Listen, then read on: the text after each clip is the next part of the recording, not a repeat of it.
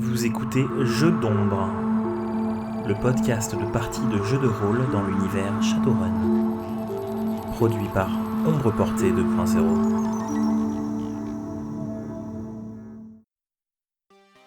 On va reprendre peu de temps après votre dernier scénario. Il a dû s'écouler une petite semaine depuis votre dernière aventure. Vous avez vaqué à vos activités au sein du Caligari Eclipse comme si de rien n'était. Et alors, avant que je commence, effectivement, Gentle avait une annonce à faire au collectif, donc je vais te laisser prendre la parole, Gentle, et nous dire ce que tu avais à dire. Vous m'avez pas beaucoup vu, je n'ai pas vu du tout en fait pendant cette semaine. J'étais pas au Caligari Eclipse.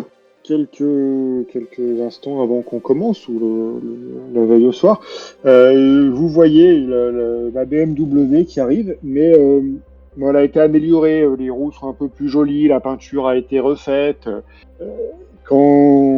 Si vous me voyez sortir, vous apercevez que tout l'intérieur est aussi beaucoup plus luxueux, avec des boiseries.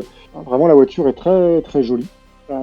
Vous remarquez, une fois que je me gare, la plaque d'immatriculation qui s'efface et qui reste neutre ou avec une valeur n'importe laquelle.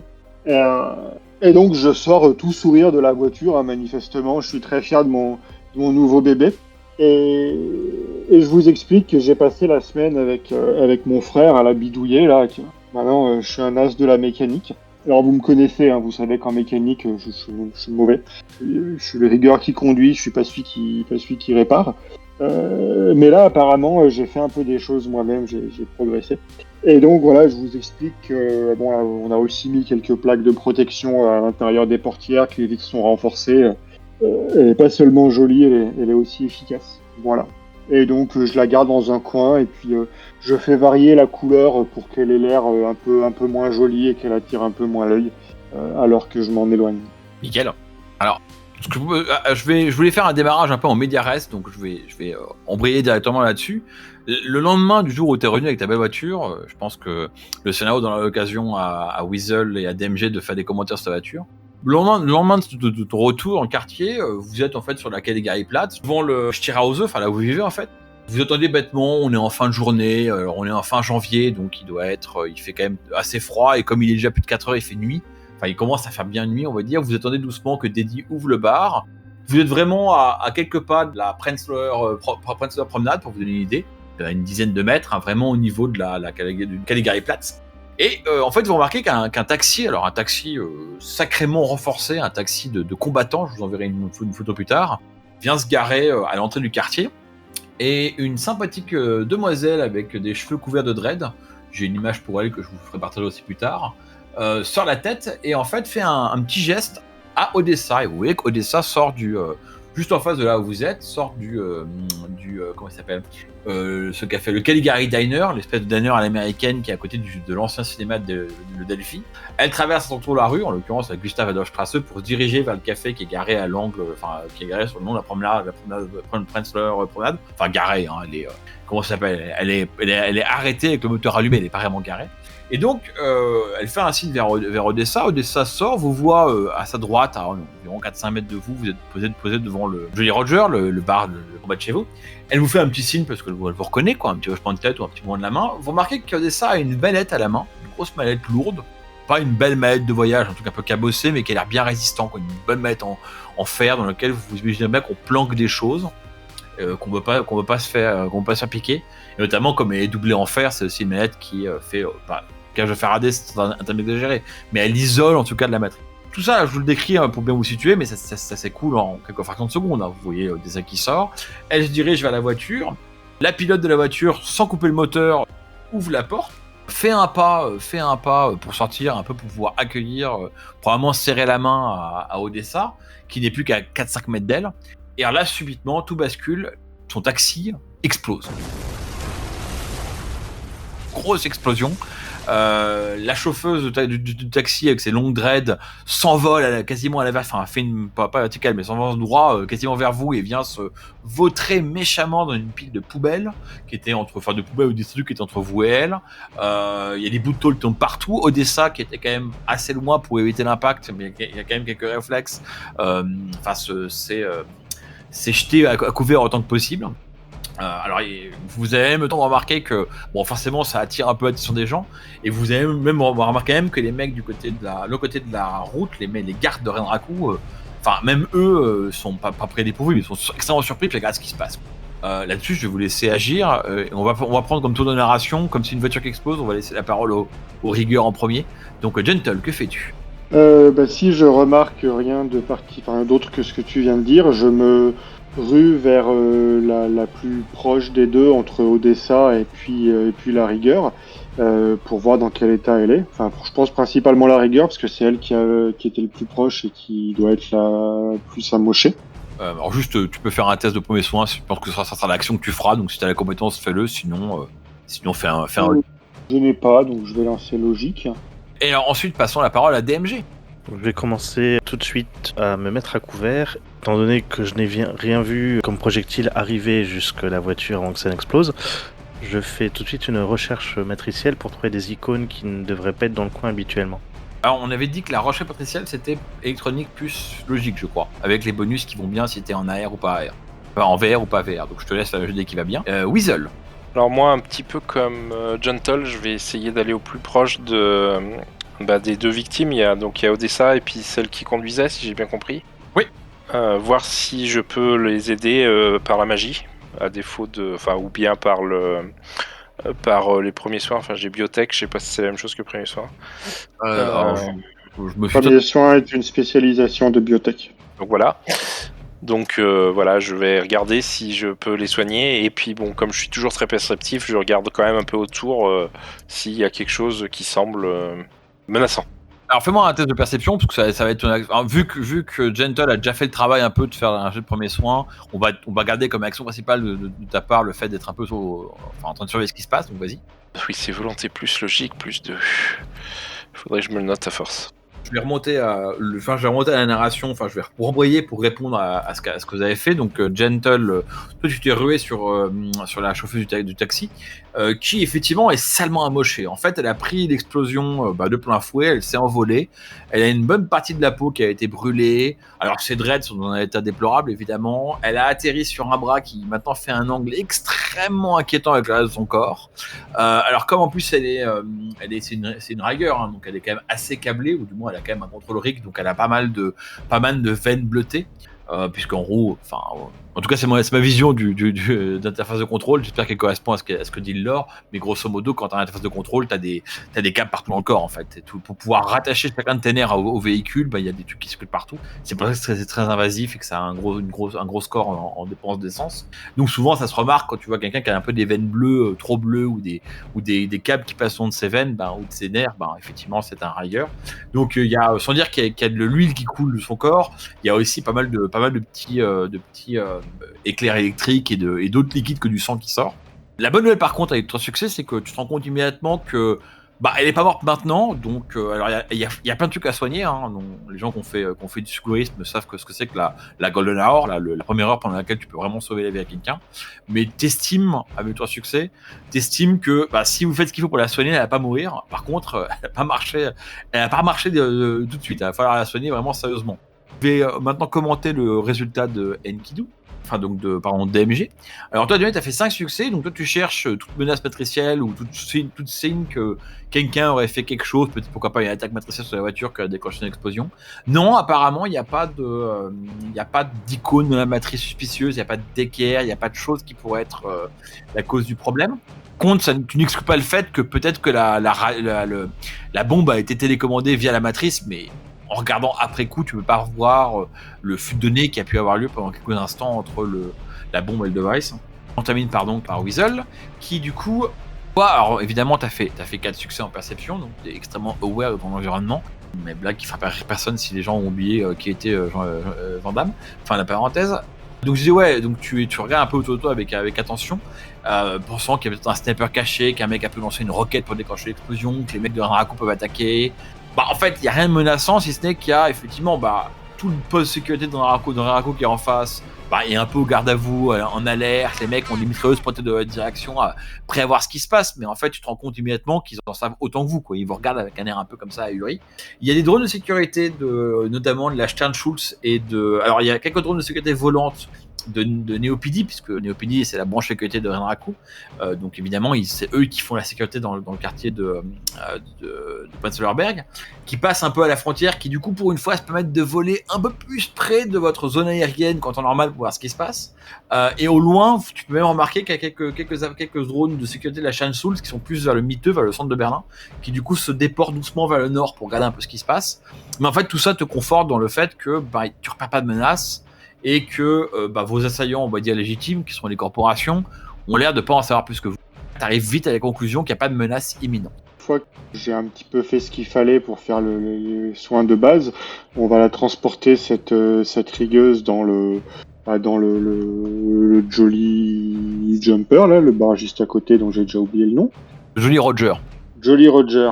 Pour pouvoir la soigner un peu mieux, et puis on va appeler, je sais pas, il y a probablement quelqu'un dans le Caligari Kids qui est un peu moins niais que les autres en termes de premiers soins. C'est une bonne idée, effectivement. Alors, je vous mets tous sur le même board pour que vous puissiez voir la même chose. Je vais activer le board du Kneipe. Donc, effectivement, l'illustration montre un peu le fond du bar. Hein. Alors, Deddy était en train d'ouvrir quand vous êtes arrivé, donc quand l'explosion est arrivée. Donc, quand vous arrivez avec dans vos bras, en fait, c'est que vous allez découvrir qui s'appelle Zoé, qui est donc celle qui est baissée. Il ouvre bien les portes, il vous laisse rentrer. Vous êtes suivi par Odessa, qui s'est relevée. Elle a dégainé son revolver pour pointer un peu partout autour d'elle en pensant se faire tirer dessus, mais c'est pas arrivé. Elle vous suit, traînant toujours à la main la mallette en métal qu'elle semblait prête à donner en fait à Zoé. Posez Zoé à l'intérieur du bar. Deddy, qui est normalement parle quand même très lentement, parle légèrement plus vite et un peu plus vif qu'en temps normal. Vous installez la pauvre pour la soigner. Deddy sort de derrière le bar un medikit et commence à s'occuper d'elle. Et donc voilà. Moi, je vais proposer au moins de faire un sort de soin. Je me dis que ça peut peut-être aider.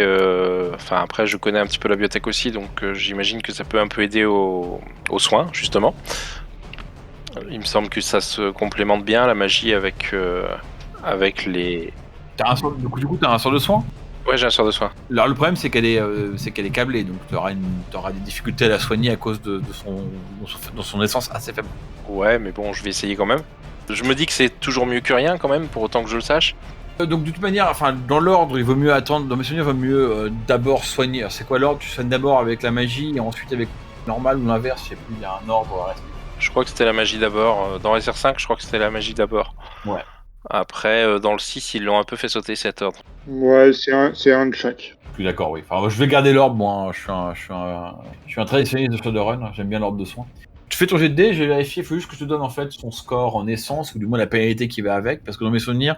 Alors ça j'ai oublié, dans Anarchy, la pénalité d'essence, elle marche comment ? Ça dépend à combien elle est, et ça va faire 1, 2 ou potentiellement 3 dés de malus, que j'aurais dû avoir d'ailleurs sur mon jet de premier soin aussi, mais qu'on a oublié. Ah ça marche, ça pénalise aussi la médecine normale, c'est marrant ça. C'est plus compliqué quoi. Oui d'accord, ok, c'est parce que moi j'avais retenu que ça pénalisait que les soins magiques, pas les deux. Ok. On va pas faire compliqué, j'ai pas ses caracs sous les yeux, on va donner une pénalité, elle doit avoir au moins 3 points en essence en moins. Donc la pénalité qui va... 2 dés de moins je pense. Je te laisse faire ton jet de dés. 2 dés de moins, tu m'as dit ? Et du coup, DMG ? Je vais suivre le rythme, rentrer également dans le Jolly Roger. On va éviter que si en effet il y a une deuxième vague, d'être tout seul dehors. Comme ils sont déjà tous autour de la blessée, moi je vais aller voir Odessa et ça va ? Odessa est un peu choquée, enfin encore un peu choquée, pas tremblante, mais tu sens qu'elle est bourrée d'adrénaline, quoi, qu'elle est prête, elle est en mode combattante. Elle fait oui ça va, par contre, Zoé elle a l'air sacrément mal en point. Ça me fout dans la merde ça, j'avais un truc à lui filer là. Et tu vois bien qu'elle monte, elle regarde sa montre, elle regarde la valise et elle fait, et ça commence à urger. Qu'est-ce qu'il y a pu... vous avez une idée de ce qui lui est arrivé là ? Vous avez vu quelqu'un arriver ? Vous avez une regarde partir ? Vous avez vu une explication ? Nous, on n'a rien vu, mais toi qui manifestement la connais, t'as une idée d'où ça peut venir ?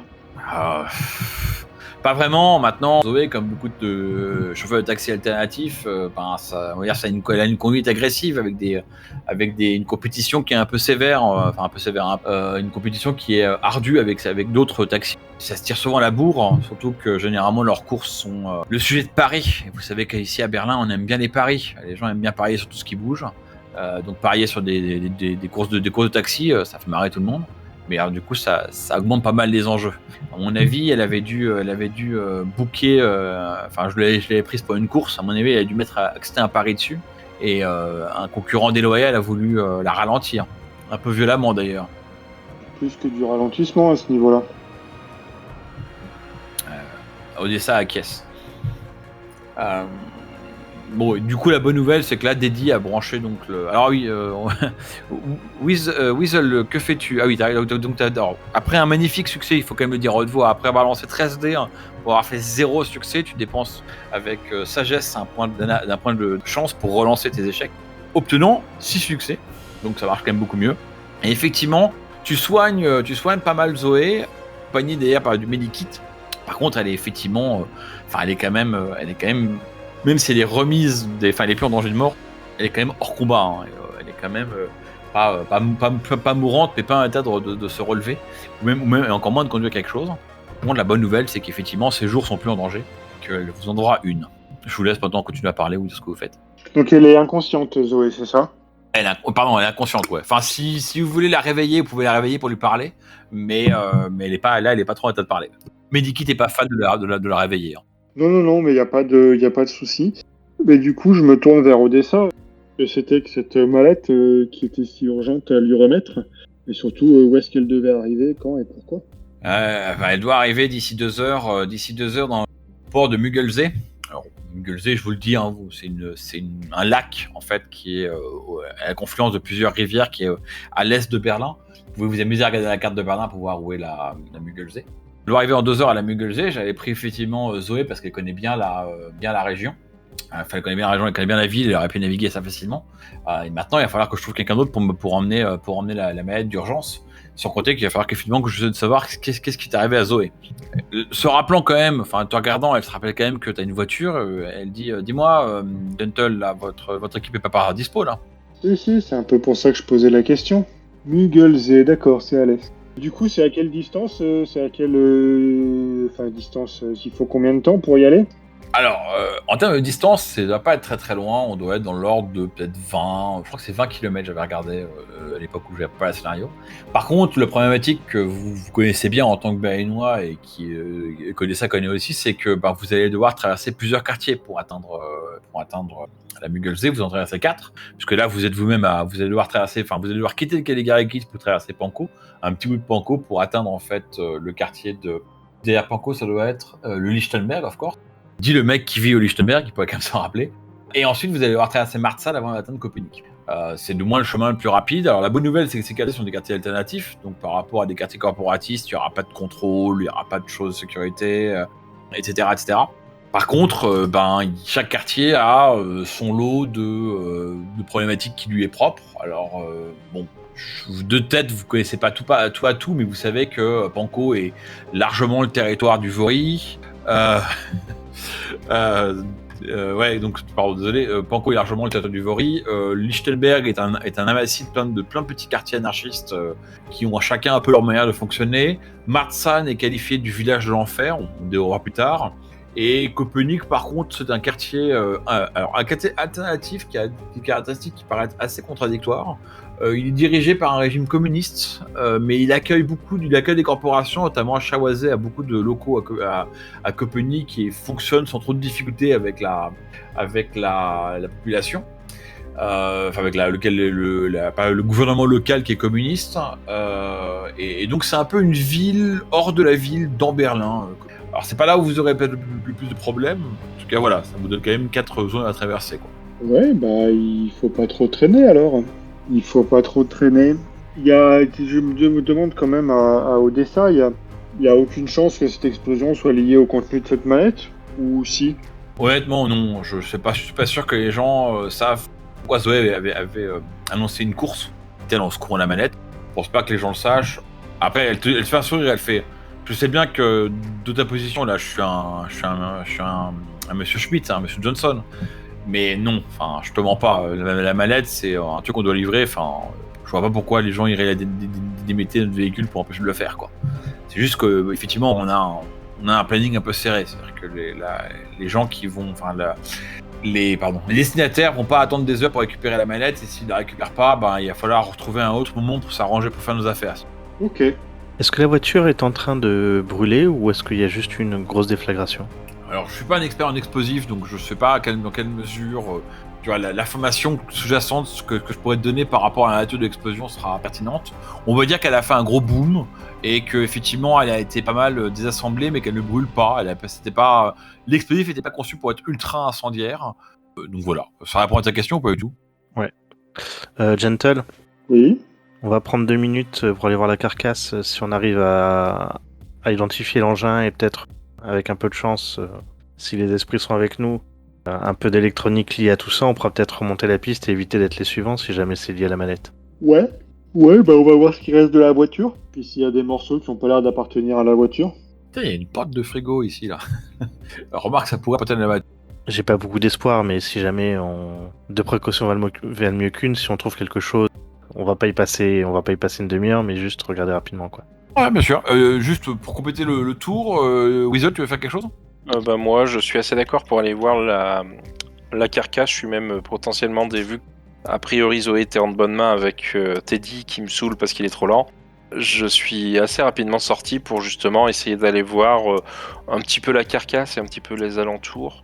Je vais aussi jeter un coup d'œil en astral, voir quand même s'il y a quelque chose, même si j'ai des doutes à ce sujet. Ouais, essayer d'en savoir plus, quoi. Quand DMG dit ça à Gentle, je suis déjà, moi, que j'ai déjà commencé à sortir et à regarder un peu les alentours, quoi. Les alentours et la carcasse. Voir s'il y a des traces de trucs magiques, notamment en astral ou... Ok, nickel. Bah écoute, du coup, parfait, tu fais ça. Donc, alors, je t'invite à faire un test de perception. Pour le coup, c'est facile. Donc moi j'ai fait 2 succès à un test d'ingénierie pour voir un peu dans les morceaux de la voiture s'il y a quelque chose qui n'a pas sa place ici.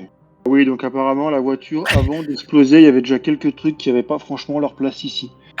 Voilà, c'est pour ça que je voulais mettre le dessin. On essaiera de le mettre dans les commentaires du podcast ou en couverture du podcast, comme ça nous aura une bonne idée.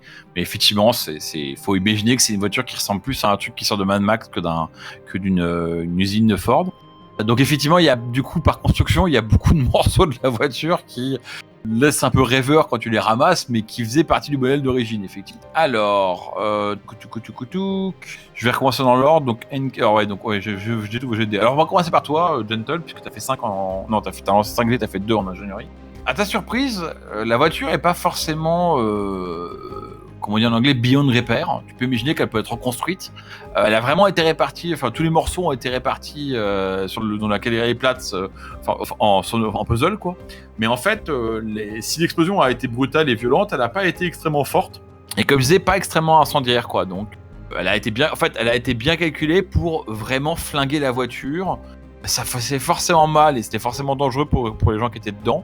Mais clairement, tu te rends compte en regardant les morceaux que, en ramassant les pièces et en rachetant quelques pièces qui manquent, ça prend du temps, hein, mais tu peux imaginer reconstruire la voiture.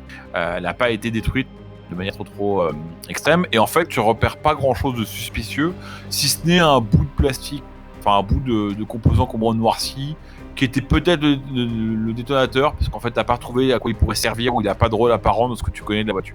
Et ensuite compléter avec les 3 succès de DMG. Donc tu regardes la carcasse. Donc en fait toi, qu'est-ce que tu aurais comme réponse à tes questions DMG, que je te donne plutôt la façon que tu veux en fait? Je recherche plutôt là où à identifier où était l'engin, voir donc s'il était lié avec des câbles quelque chose vers un comlink burner ou autre chose pour récupérer des éléments d'électronique pour regarder tout ça, quoi. Ouais, alors en fait, tu trouves ça assez facilement parce qu'en fait, il y a une partie de la... Alors, je mets le terme technique, mais j'appelle ça le plancher de la voiture. La partie où on pose ses pieds dans une voiture, hein, littéralement, le truc qui relie, enfin, qui fait le plancher du véhicule, qui a été vraiment, lui, pour le coup, très bien, beaucoup endommagé. Hein, donc, ça serait une pièce qu'il faudrait ressouder ou complètement racheter pour refaire la voiture. Et en fait, du coup, l'endroit où la plaque a été déchirée en deux et un peu noircie, tu soupçonnes que c'est forcément là où était l'explosif. Et en regardant un peu, tu penses qu'il a été juste placé sous la voiture. Et en fait, tu repères des petits bouts d'éléments, de choses qui ont été éparpillées par l'explosion, qui devaient y appartenir.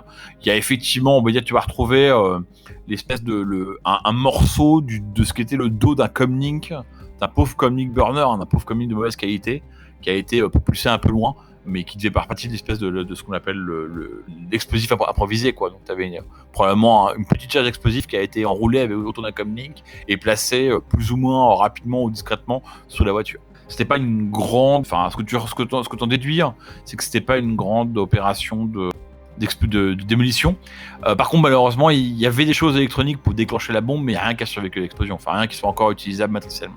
Oui, si c'était ficelé avec, ça paraît logique, mais ça valait le coup de regarder, quoi. Non, mais voilà. Et alors donc, il nous reste 4 succès pour Weasel.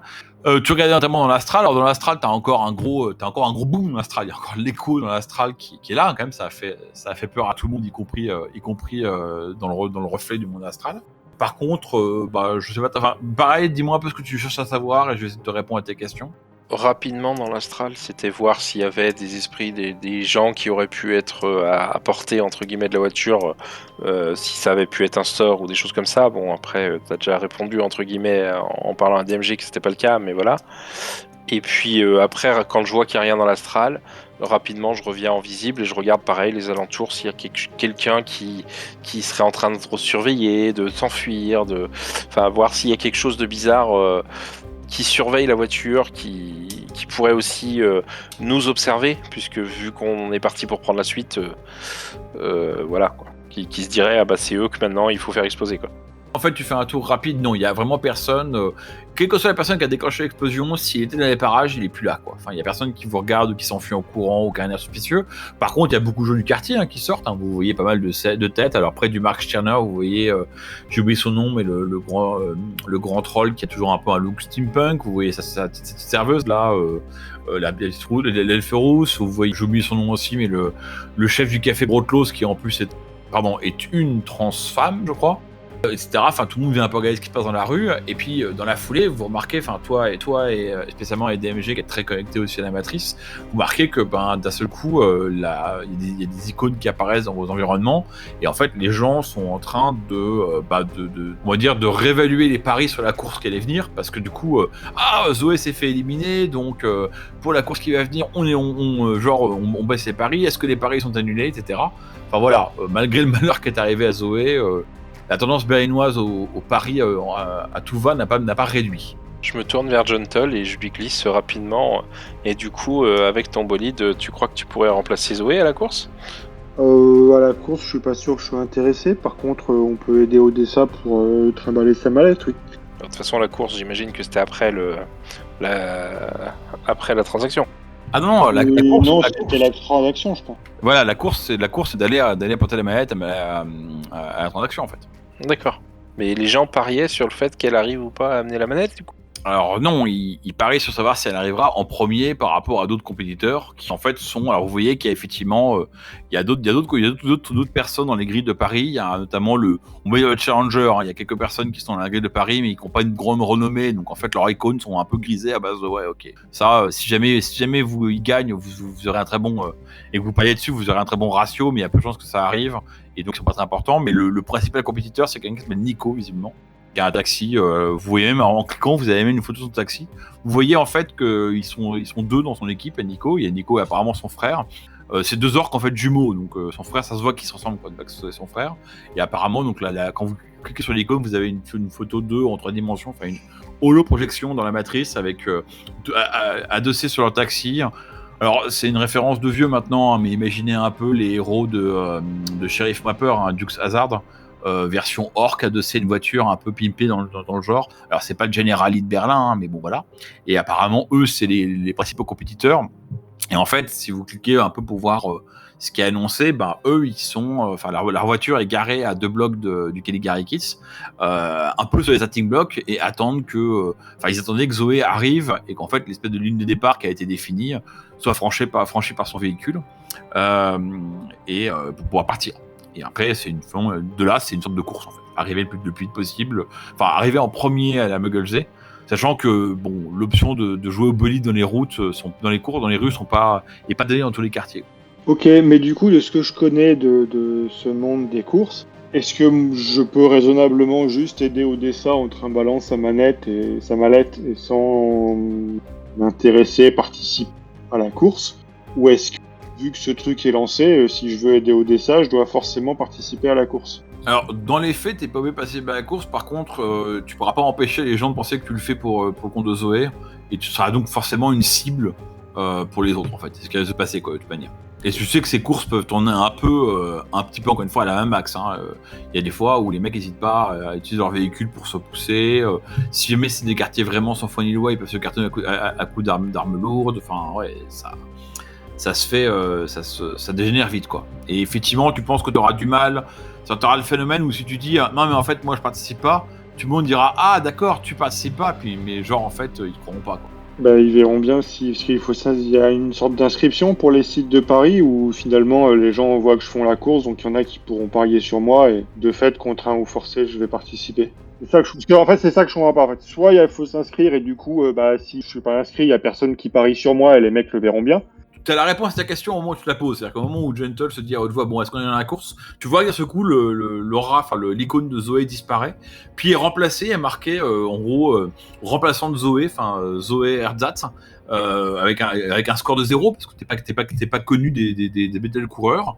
Et en fait, apparemment, quelqu'un t'a inscrit, et puis les paris commencent à s'accumuler.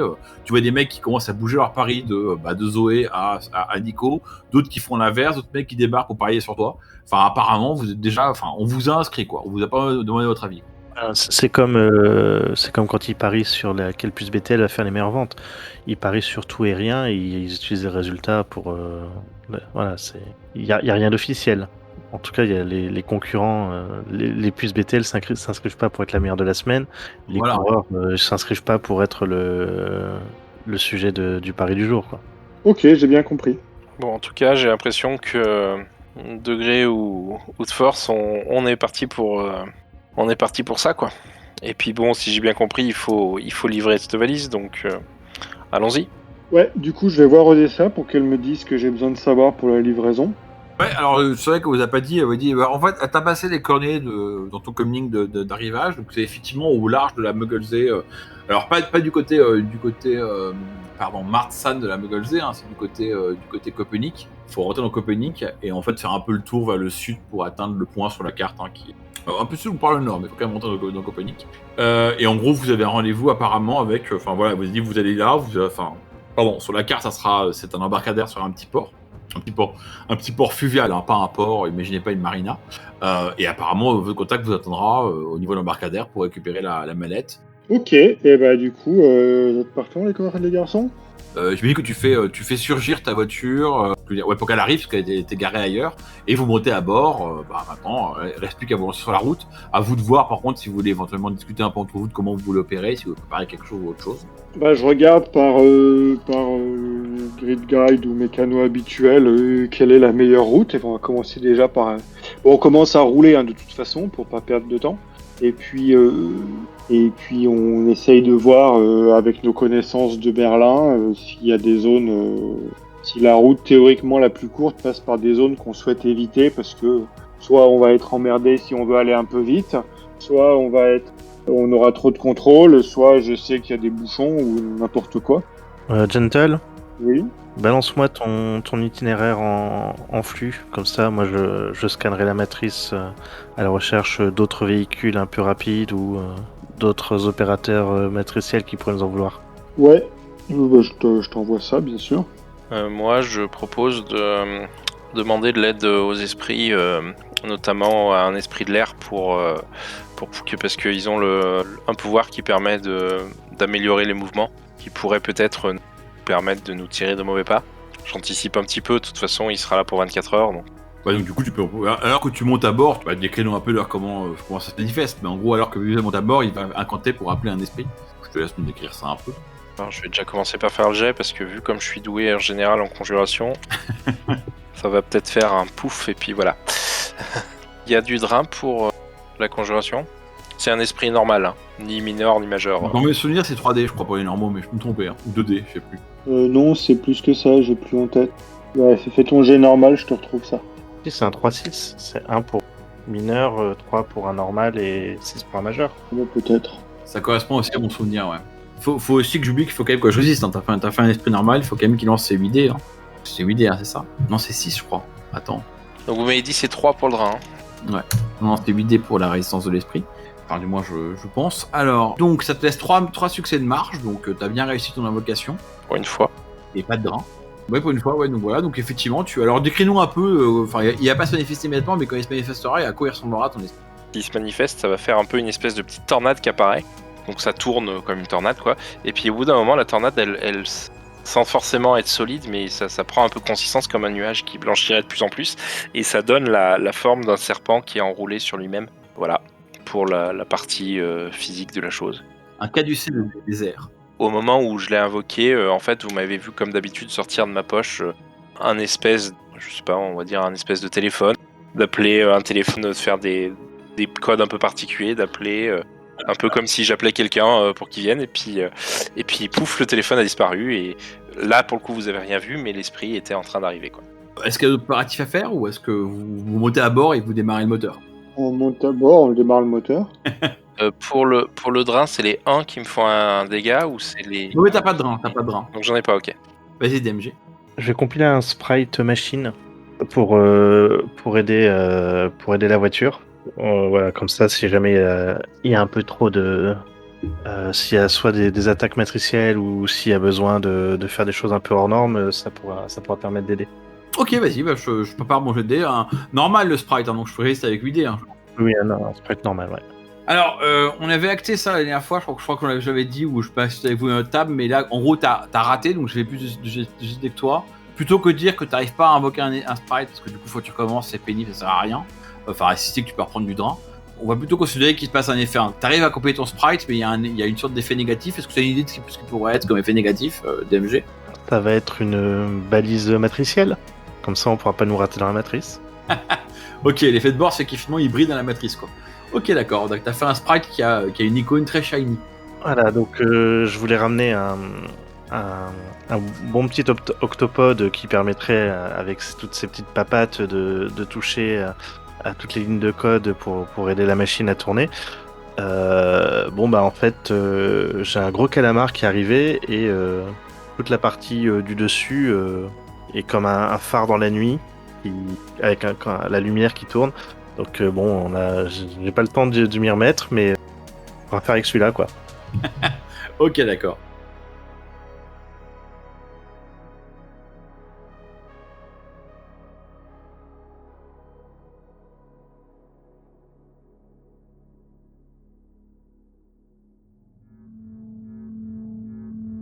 Vous avez écouté Jeux d'ombre, un podcast produit par Ombre Portée 2.0. Retrouvez-nous sur shadowrun-jdr.fr. À bientôt, les chumeurs.